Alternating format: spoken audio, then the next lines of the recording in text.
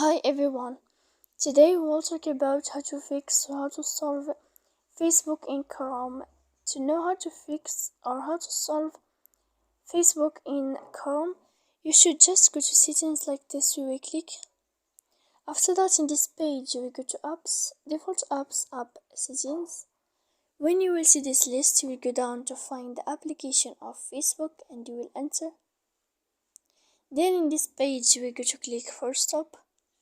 When you will end this, you will enter to storage. After that, you will click clear cache. Then you will go to click clear data.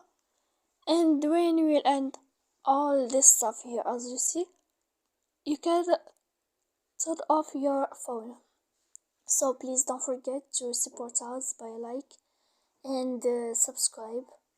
See you next time in another video, and thank you for your attention.